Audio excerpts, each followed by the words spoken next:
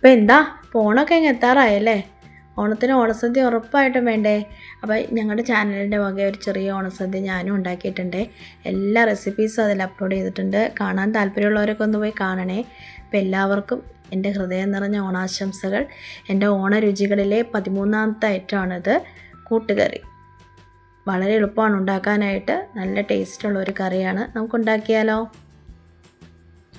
അപ്പോൾ ഇതിന് വേണ്ടത് ചേനയും പച്ചക്കായുമാണ് ഞാൻ എടുത്തിരിക്കുന്നത്. അപ്പോൾ ഇതിൽ ചേന ഇച്ചിരി വേഗം അധികം ആയതുകൊണ്ട് അത് ആദ്യം വേവിച്ചെടുക്കാൻ വേണ്ടി അത് കഷ്ണങ്ങളായി അരിഞ്ഞ് അത് കുക്കറിലേക്ക് ഇട്ട് കൊടുത്തു. എന്നിട്ട് അതിലേക്ക് 1/4 ടീസ്പൂൺ മഞ്ഞൾപ്പൊടി, 1/4 ടീസ്പൂൺ മുളക് പൊടി, അല്പം ഉപ്പ് ഇത്രയും ഇട്ട് കൊടുത്ത് 1/2 ഗ്ലാസ് വെള്ളവും കൂടി ഒഴിച്ച് നന്നായിട്ടൊന്ന് വേവിച്ചെടുക്കണം. 2 വിസിലടിക്കുമ്പോഴത്തേക്കും ചേന വെന്തിട്ടുണ്ടായിരുന്നു.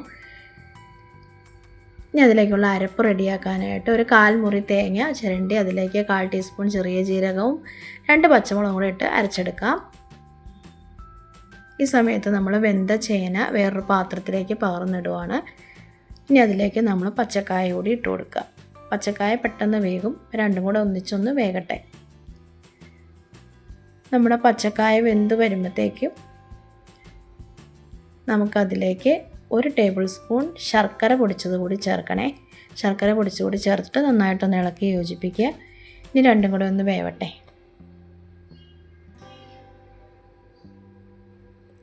പച്ചക്കായ ഒന്ന് വെന്ത് സെറ്റാകുമ്പോഴത്തേക്കും നമ്മൾ അരച്ച് വെച്ചിരിക്കുന്ന അരപ്പ് അതിലേക്ക് ഇട്ട് കൊടുക്കണം. അരപ്പിട്ട് കൊടുത്തിട്ട് നന്നായിട്ടൊന്ന് ഇളക്കി മിക്സ് ചെയ്യുക. അരപ്പ് അരച്ചെടുത്ത ജാറിൽ കുറച്ച് വെള്ളം കൂടി ഒഴിച്ച് അതും കൂടെ നമുക്ക് ഒഴിച്ച് കൊടുക്കാം. എന്നിട്ട് ഒന്നും കൂടെ ഒന്ന് ഇളക്കി യോജിപ്പിക്കാം.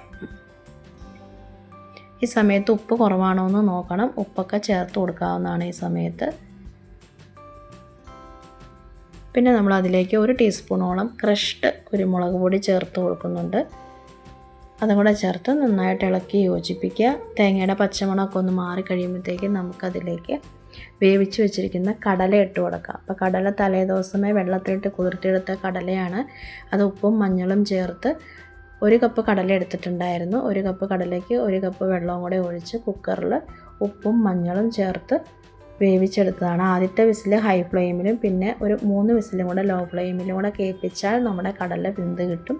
അപ്പോൾ അങ്ങനെ വേവിച്ചെടുത്ത കടല അതിലേക്കിട്ട് നന്നായിട്ടൊന്ന് തിള വരുമ്പോഴത്തേക്കും നമുക്ക് കറി ഓഫ് ചെയ്യാം. അപ്പോൾ നമ്മുടെ കൂട്ടുകറി റെഡിയായി. നമുക്ക് ഇതിലേക്ക് വറവിടാനുണ്ട്. വറവിടാനായിട്ട് ഒരു 2 ടേബിൾ സ്പൂൺ വെളിച്ചെണ്ണ ഒഴിച്ചു. അതിലേക്ക് കടുക് പൊട്ടിച്ചു, ഉഴുന്ന് പരിപ്പ് പൊട്ടിച്ചു. അതിലേക്ക് പിന്നെ 3-4 വറ്റൽമുളക്, കുറച്ച് കറിവേപ്പില ഇത്രയും ഇട്ടൊന്ന് മൂപ്പിച്ചതിന് ശേഷം ഒരു 1/4 മുറി തേങ്ങ കൂടി ചിരണ്ടിയത് അതിലേക്ക് ഇട്ട് കൊടുത്ത് നന്നായിട്ട് വറുത്തെടുക്കണം. നല്ല ബ്രൗൺ കളർ ആവുന്നത് വരെ വറുത്തെടുക്കണം. അങ്ങനെ വറുത്തെടുത്തതിന് ശേഷം നമുക്കത് നമ്മുടെ കൂട്ടുകറിയിലേക്ക് ചേർത്ത് കൊടുക്കാം. അത്രയേ ഉള്ളൂ. ഇനി നന്നായിട്ടൊന്ന് ഇളക്കി യോജിപ്പിക്കുക.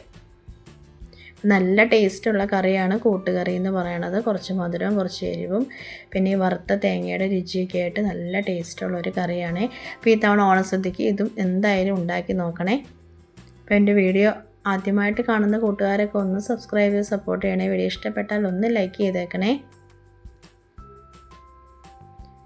അപ്പോൾ എല്ലാവർക്കും എൻ്റെയും എൻ്റെ കുടുംബത്തിൻ്റെയും ഓണാശംസകൾ.